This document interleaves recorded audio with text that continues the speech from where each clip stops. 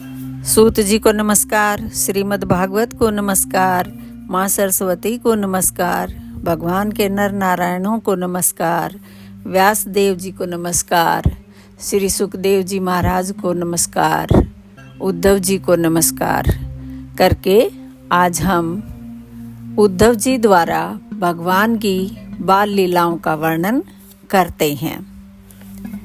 श्री सुखदेव जी कहते हैं, जब विदुर जी ने परम भक्त उद्धव से इस प्रकार उनके प्रियतम श्री कृष्ण से संबंध रखने वाली बातें पूछी, तब उन्हें अपने स्वामी का स्मरण हो आया और वे हृदय भर आने के कारण कुछ भी उत्तर न दे सके। जब ये 5 वर्ष के थे, तब बालकों की तरह खेल में ही श्री कृष्ण की मूर्ति बनाकर उसकी सेवा पूजा में ऐसे व्यस्त हो जाते थे कि कलेवे के लिए माता के बुलाने पर भी उसे छोड़कर नहीं जाना चाहते थे। अब तो दीर्घ काल से उन्हीं की सेवा में रहते रहते ये बूढ़े हो चले थे। अतः विदुर जी के पूछने से उन्हें अपने प्यारे प्रभु के चरण कमलों का स्मरण हो आया। उनका चित्त विरह से व्याकुल हो गया। फिर वे कैसे उत्तर दे सकते थे।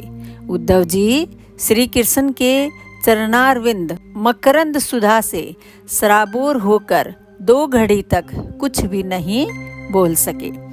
तीव्र भक्ति योग से उसमें डूबकर वे आनंद मगन हो गए। उनके सारे शरीर में रोमांच हो आया तथा मुंदे हुए नेत्रों से प्रेम के आंसुओं की धारा बहने लगी। उद्धव जी को इस प्रकार प्रेम प्रवाह में डूबे हुए देखकर विदुर जी ने उन्हें कृत्य माना। कुछ समय बाद जब उद्धव जी भगवान के प्रेम धाम से उतरकर पुनः धीरे धीरे संसार में आए, तब अपने नेत्रों को पोंछकर भगवत लीला का स्मरण हो आने से विस्मित हो विदुर जी से इस प्रकार कहने लगे। उद्धव जी बोले, विदुर जी, श्री कृष्ण रूप सूर्य के छिप जाने से हमारे घरों को काल रूप अजगर ने खा डाला है। वे श्रीहीन हो गए हैं। अब मैं उनकी क्या कुशल सुनाऊं? ओह, यह मनुष्यलोक बड़ा ही अभागा है।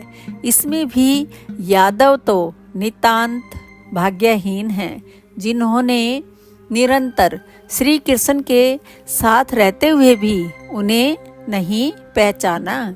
जिस तरह अमृत में चंद्रमा के समुद्र में रहते समय मछलियां उन्हें नहीं पहचान सकी थी, यादव लोग मन के भाव को ताड़ने वाले बड़े समझदार और भगवान के साथ एक ही स्थान में रहकर क्रीड़ा करने वाले थे। तो भी उन सब ने समस्त विश्व के आश्रय सर्वांतर्यामी श्री कृष्ण को एक श्रेष्ठ यादव ही समझा। किंतु भगवान की माया से मोहित इन यादवों और इनसे व्यर्थ का वैर ठानने वाले शिशुपाल आदि के अवहेलना और निंदा सूचक वाक्यों से भगवत प्राण महानुभावों की बुद्धि भ्रम में नहीं पड़ती थी। जिन्होंने कभी तप नहीं किया, उन लोगों को भी इतने दिनों तक दर्शन देकर अब उनकी दर्शन लालसा को तृप्त किए बिना ही वे भगवान श्री कृष्ण अपने त्रिभुवन मोहन श्री विग्रह को छिपाकर अंतर्ध्यान हो गए हैं। और इस प्रकार उन्होंने मानो उनके नेत्रों को ही छीन लिया है। भगवान ने अपनी योग माया का प्रभाव दिखाने के लिए मानव लीलाओं के योग्य जो दिव्य श्री विग्रह प्रकट किया था, वह इतना सुंदर था कि उसे देखकर सारा जगत तो मोहित हो ही जाता था। वे स्वयं भी विस्मित हो जाते थे। सौभाग्य और सुंदरता की पराकाष्ठा थी। उस रूप में उससे आभूषण भी विभूषित हो जाते थे। धर्मराज युधिष्ठिर के राजसूय यज्ञ में जब भगवान के उस नैनाभिराम रूप पर लोगों की दृष्टि पड़ी थी, तब त्रिलोकी ने ही यह माना था कि मानव सृष्टि की रचना में विधाता की जितनी चतुराई है सब इसी रूप में पूरी हो गई है। उनके प्रेमपूर्ण हास्य विनोद और लीला में चितवन से सम्मानित होने पर वज्रबालाओं की आंखें उन्हीं की ओर लग जाती थी और उनका चित्त भी ऐसा तल्लीन हो जाता था कि वे घर के काम धंधों को अधूरा ही छोड़कर जड़ पुतलियों की तरह खड़ी रह जाती थी। चराचर जगत और प्रकृति के स्वामी भगवान ने जब अपने शांत रूप महात्माओं को अपने ही घोर रूप असुरों से सताए जाते देखा, तब वे करुणा भाव से द्रवित हो गए और अजन्मा होने पर भी अपने अंश बलराम जी के साथ काष्ठ में अग्नि के समान प्रकट हुए। अजन्मा होकर भी वसुदेव जी के यहाँ जन्म लेने की लीला करना, सबको अभय देने वाले होने पर भी मानो कंस के भय से वृज में जाकर छिप जा रहना और अनंत पराक्रमी होने पर भी काल यवन के सामने मथुरापुरी को छोड़कर भाग जाना। भगवान की ये लीलाएं याद आकर मुझे बेचैन कर डालती हैं। उन्होंने जो देवकी वसुदेव की चरण वंदना करके कहा था, पिताजी माताजी, कंस का बड़ा भय रहने के कारण मुझसे आपकी कोई सेवा न बन सकी। आप मेरे इस अपराध पर ध्यान न देकर मुझ पर प्रसन्न हों। श्री कृष्ण की ये बातें जब याद आती हैं तब आज भी मेरा चित्त अत्यंत व्यथित हो जाता है। जिन्होंने काल रूप अपने भृकुटी विलास से ही पृथ्वी का सारा भार उतार दिया था, उन श्री कृष्ण के पाद पद पराग का सेवन करने वाला ऐसा कौन पुरुष है जो उसे भूल सके। आप लोगों ने राजसूय यज्ञ में प्रत्यक्ष ही देखा था कि श्री कृष्ण से द्वेष करने वाले शिशुपाल को वह सिद्धि मिल गई जिसकी बड़े बड़े योगी भली भांति योग साधना करके स्पृहा करते रहते हैं। उनका विरह भला कौन सह सकता है। शिशुपाल के ही समान महाभारत युद्ध में जिन दूसरे योद्धाओं ने अपनी आंखों से भगवान श्री कृष्ण के नैनाभिराम मुख कमल का मकरंद पान करते हुए अर्जुन के बाणों से बिंद कर प्राण त्याग किया, वे पवित्र होकर सब के सब भगवान के परम धाम को प्राप्त हो गए। स्वयं भगवान श्री कृष्ण तीनों लोकों के अधीश्वर हैं। उनके समान कोई भी नहीं है, उनसे बढ़कर तो कौन होगा। वे अपने स्वतः सिद्ध ऐश्वर्य से ही सर्वदा पूर्ण काम हैं। इंद्रादि असंख्य लोकपालगण नाना प्रकार की भेंटें ला लाकर अपने अपने मुकुटों के अग्रभाग से उनके चरण रखने की चौकी को प्रणाम किया करते हैं।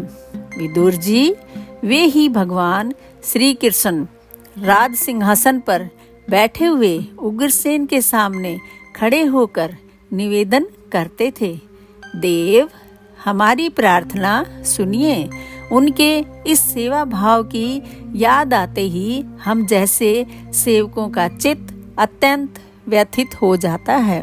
पापिनी पूतना ने अपने स्तनों में हलाहल विष लगाकर श्री कृष्ण को मार डालने की नीयत से उन्हें दूध पिलाया था। उसको भी भगवान ने वह परम गति दी जो धाय को मिलनी चाहिए। उन भगवान श्री कृष्ण के अतिरिक्त और कौन दयालु हैं। जिसकी शरण ग्रहण करें। मैं असुरों को भी भगवान का भगत समझता हूँ, क्योंकि वैर भाव जनित क्रोध के कारण उनका चित्त सदा श्री कृष्ण में लगा रहता था और उन्हें रणभूमि में सुदर्शन चक्रधारी भगवान को कंधे पर चढ़ाकर झपटते हुए गरुड़ जी के दर्शन हुआ करते थे। ब्रह्मा जी की प्रार्थना से पृथ्वी का भार उतारकर उसे सुखी करने के लिए कंस के कारागार में वसुदेव देवकी के यहाँ भगवान ने अवतार लिया था। उस समय कंस के डर से पिता वसुदेव जी ने उन्हें नंद बाबा के व्रज में पहुंचा दिया था। वहाँ वे बलराम जी के साथ 11 वर्ष तक इस प्रकार छिप कर रहे कि उनका प्रभाव व्रज के बाहर किसी पर प्रकट नहीं हुआ। यमुना के उपवन में जिसके हरे भरे वृक्षों पर कलरव करते हुए पक्षियों के झुंड रहते हैं, भगवान श्री कृष्ण ने बछड़ों को चराते हुए ग्वाल बालों की मंडली के साथ विहार किया था। वे व्रजवासियों की दृष्टि आकृष्ट करने के लिए अनेकों बाल लीला उन्हें दिखाते थे। कभी रोने से लगते, कभी हंसते और कभी सिंह शावक के समान मुग्ध दृष्टि से देखते। फिर कुछ बड़े होने पर वे सफेद बैल और रंग बिरंगी शोभा की मूर्ति गोहों को चराते हुए अपने साथी गोपों को बांसुरी बजा बजा कर रिझाने लगे।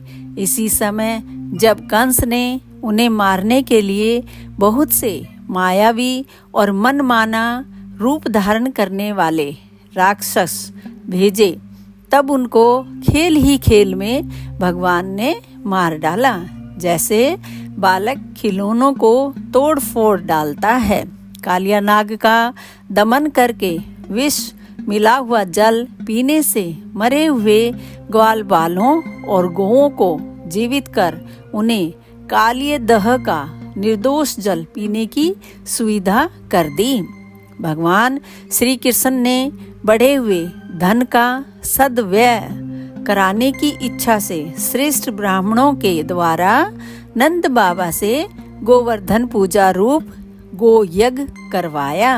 भद्र इससे अपना मान जब इंद्रभंग होने के कारण ने क्रोधित होकर व्रज का विनाश करने के लिए मूसलधार जल बरसाना आरंभ किया, तब भगवान ने करुणावश खेल ही खेल में छत्ते के समान गोवर्धन पर्वत को उठा लिया और अत्यंत घबराए हुए व्रजवासियों की तथा उनके पशुओं की रक्षा की। संध्या के समय जब सारे वृंदावन में शरद के चंद्रमा की चांदनी छिटक जाती, तब श्री कृष्ण उसका सम्मान करते हुए मधुर गान करते और गोपियों के मंडल की शोभा बढ़ाते हुए उनके साथ रास विहार करते। दोस्तों, यहाँ पर हमारा यह अध्याय समाप्त होता है। आप सब मेरा वीडियो देखते हैं, लाइक करते हैं, सब्सक्राइब करते हैं और शेयर भी करते हैं। इसके लिए आपका बहुत बहुत धन्यवाद।